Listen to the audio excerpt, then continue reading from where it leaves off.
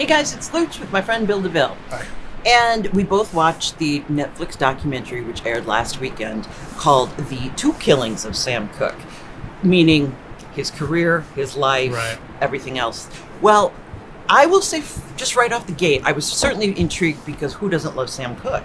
Well, he brought soul and R&B to the next level, really, when he first started, when he left the Soul Stirrers and went solo back in, what was it, 1960-ish or thereabouts? Yeah, and then he also really took up the activist post really early on. Yeah. In terms of saying, I want my own label, I want my own publishing, I don't want to get ripped off, Yeah. which was commonplace. It was funny because it seemed like he still ended up getting ripped off by He did. Yeah.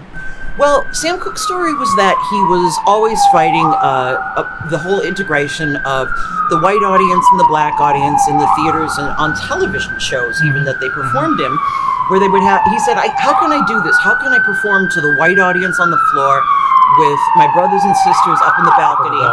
They had to pay more for tickets, too. Yes. Yeah. And it was one of those situations, too, where they immediately set up, okay, he was getting friendly with Malcolm X, Muhammad Ali, yeah. and Jim Brown, and all of those three characters were very, very outspoken, and all three were tailed by the FBI throughout their entire lives until their deaths, untimely. And so it begs the question, he died at 33. He was at pretty much the top of his career.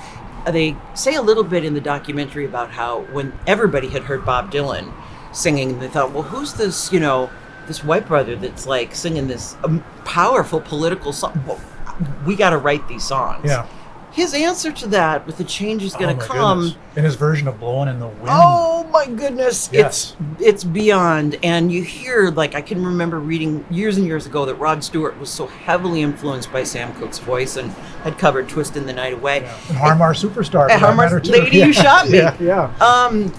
But you had also said that you didn't realize that Chain Gang had the sort of political and racial I thought it was just a overtones. pop song, but it's a very powerful pop song and very important pop song to me now, yeah. And so he had suffered some tragedy.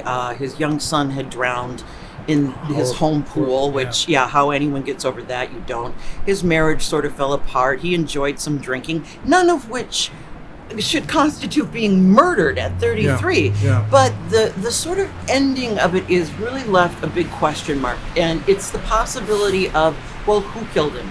Was it possibly the FBI? Was it possibly the mob, who were very tight with music labels at the time? The thing is that we're left with more questions than answers, but it does focus a large part on his music and just the beauty and the songwriting. He was an incredible songwriter. Yes, he was. And had that crossover appeal, but still had to work within a segregated audience. And it's really interesting and worth your time. It just aired It's really on Netflix. short, too. It is Just short. over an hour. Yeah. It's very short, so that might leave you feeling a little unsatisfied, but it is certainly worth checking out on Netflix.